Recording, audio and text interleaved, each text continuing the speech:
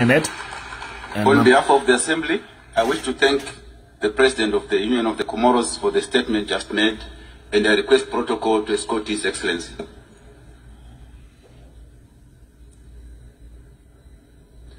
The Assembly will hear an address by His Excellency George Mani Weah, President of the Republic of Liberia. I request protocol to escort His Excellency. His Excellency President George Mani Weah is now being introduced, and of course the President is on behalf of the Assembly, escorted. I wish to thank the President of the Republic of Liberia, to welcome His Excellency George Mani Weah, President of the Republic of Liberia, and invite him to address the Assembly. His Excellency Saba Korosi, President of the 77th United Nations General Assembly, His Excellency Antonio Guterres, Secretary General of the United Nations, Excellencies, Heads of State and Government, distinguished delegates, ladies and gentlemen. I'm honored to address this 77 sections of the United Nations General Assembly on behalf of the government and people of Liberia. Let me congratulate His Excellency Saba Korosi on his election as President of this 77 sections of the United Nations General Assembly, and assure him of Liberia's further support. I would also like to commend your predecessor, His Excellency Mr. Abdullah Shahid, for a job well done in administering the affairs of the 76 sections of the General Assembly. Let me also extend my profound thanks and appreciation to His Excellency Mr. Antonio Guterres, Secretary General of the United Nations, for his remarkable and visionary leadership. This year's Assembly is taking place at a difficult time, when even as the world is recovering from the scourge of COVID-19, we continue to face the challenges of the war in Ukraine, climate change and its devastating effects on our environment. Just as the Ukrainian people are enduring the harsh impact of this unwarranted military incursion, the rest of the world is feeling the harsh consequences of economic downturn caused by disruption in global supply chain, food insecurity, and rising prices of basic goods and services. The theme of this year's Assembly, the Watershed Movement, Transformative Solutions to Interlocking Challenges, is both appropriate and meaningful. It not only reminds us about the current state of our world and provide us the space to reflect on the multiple challenges that confront us today. They include the health and socio-economic impacts of the COVID-19 pandemic, the devastating effects of climate change, environmental concerns, poverty reduction, food insecurity, and gender inequality. The challenges confronting the world today will require immediate collective global actions, with the United Nations at the center of the search for solutions. In so doing, we must give special consideration to the needs of developing countries, particularly the least developed countries, in line with the Doha Program of Action for Least Developed Countries for the decade 2022-2031. Working together with the United Nations family, Liberia hereby commits to protect our planet, to promote peace, prevent conflicts, to ensure sustainable financing, and to boost partnership. Mr. President, Excellencies, distinguished ladies and gentlemen, This commitment is reflected in the Propo Agenda for Prosperity and Development, which embodies the expressions of our shared determination to achieve peace, prosperity, national development, address extreme poverty, inequalities, regional disparity, infrastructure deficit, climate change, and equitable distribution of our national wealth.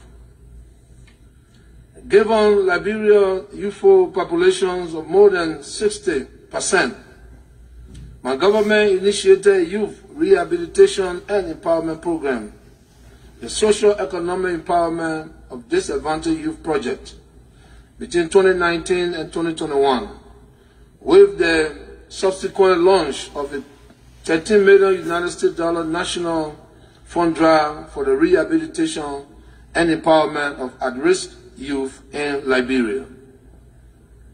We remain of the firm conviction that when empowered, our youth can be a positive force for good.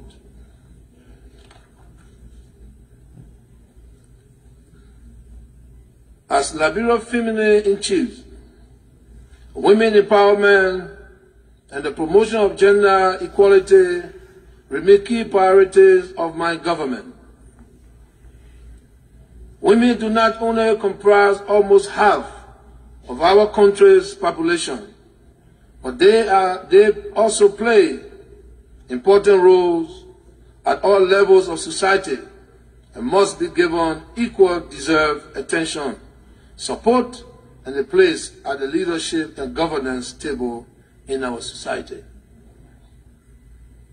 To this end, we have developed a legal framework, including a ratification of regional and international instruments to address gender inequality, which are being carried out as a result of social, cultural perception, practices, and stereotypes that support male dominance and the subordination of women. I would like to inform you that my government, together with the UN partners, is implementing the EU Spotlight Initiative to end violence and harmful traditional practices against women and girls and promote their sexual and reproductive health and rights. Furthermore, the government of Liberia is currently implementing a $50 million US ECOWAS-funded project to enhance the capacity of female entrepreneurs. Mr. President, I wish to express Liberia's sincere gratitude to our local and international partners, both multilateral and bilateral, for their continued support to our national efforts in combating the pandemic. As a result of that support, Liberia is well on its way to achieving herd immunity, hopefully by the end of this year, with 67% of the population already fully vaccinated. Distinguished delegates, ladies and gentlemen, my government continues to take actions through the formulations of new policy framework and strategic interventions to address the impacts of climate change and protect the environment. Liberia commits to achieving the target of 64% reduction in carbon emission below business as usual by 2030. We anticipate that the United Nations Climate Change Conference in Egypt, COP27, will provide the opportunity to accelerate actions towards the goal of the Paris Agreement and the UN Framework Convention on Climate Change. Mr. President, Excellencies, sustainable development can take place only in a peaceful and secure environment. In fulfillment of our commitment to the maintenance of regional and global peace and security. Liberia takes pride as a troop-contributing country, with Liberian troops and other security apparatus serving in the United Nations multi-dimensional integrated stabilization mission in Mali, the United Nations mission in South Sudan, and the United Nations Interim Security Forces for Abai. We thank the United Nations and our bilateral, international, multi-bilateral partners for the support we continue to receive in facilitating our contribution to global and regional peace and security. Mr. President, Excellencies, I am pleased to report that the IMF latest appraisal of the ongoing program it has with Liberia is very positive. It shows that inflation rates have been significantly reduced. There are now better prospects for economic growth compared to previous years in spite of the negative effects of COVID-19. Our effort at instituting new policy measures to fight grabs were also particularly commended in the report, along with our adherence to prudent fiscal management. Mr. President, distinguished ladies and gentlemen, democracy in Liberia also continues to grow from strength to strength. After many years of civil upheaval, Liberia is becoming a stronghold for peace and a safe haven for democracy. This is because we have taken actions in the last few years to build and strengthen democratic institutions such as the press and the Liberian judiciary. We have put forward new legislation that empower the media while eradicating those that have tended to suppress free speech. I am proud to say that from the beginning of my administration to date,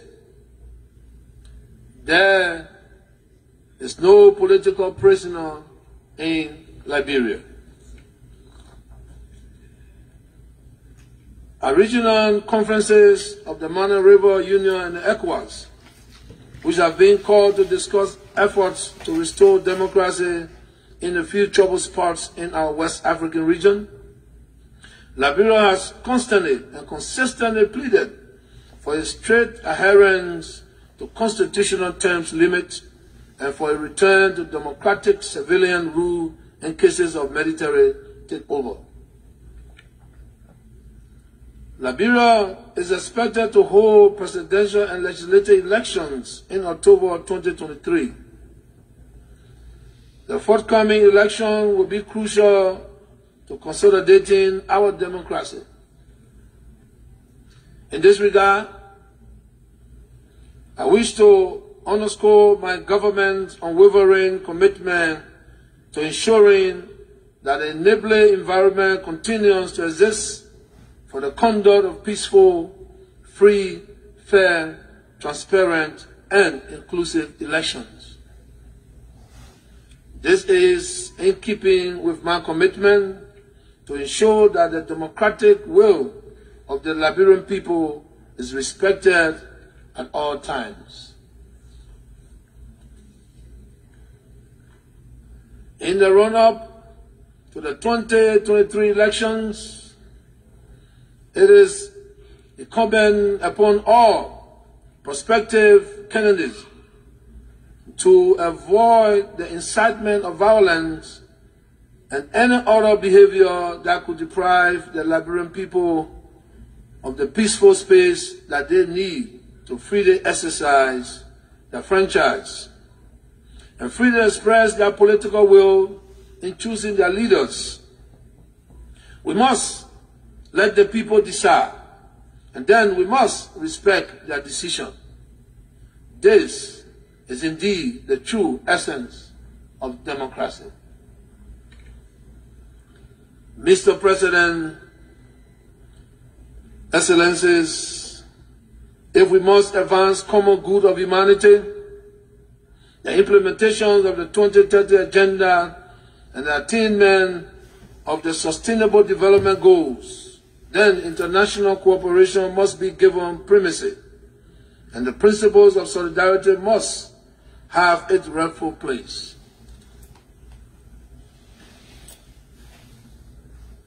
We have the platform to generate the transformative solutions we seek. The world is watching. Our people are watching. And we must now seize the moment, confront the challenges, and collectively endeavor to lift the poor from poverty and hunger, sickness and disease, and ensure progress, development, and prosperity for all.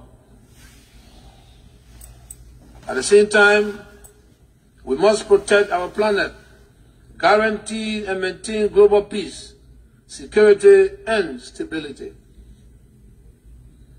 Mr. President, we must pursue efforts to make the United Nations more efficient, more effective, more inclusive, more accountable, and more suited for the purpose. I thank you. On behalf of the Assembly, I wish to thank the President of the Republic of Liberia for the statement just made, and I request protocol to escort His Excellency. And so His Excellency Dr. George Manning Weah speaking here in New York at the United Nations General Assembly, putting forth the case of Liberia and making some very strong commitment to the world body.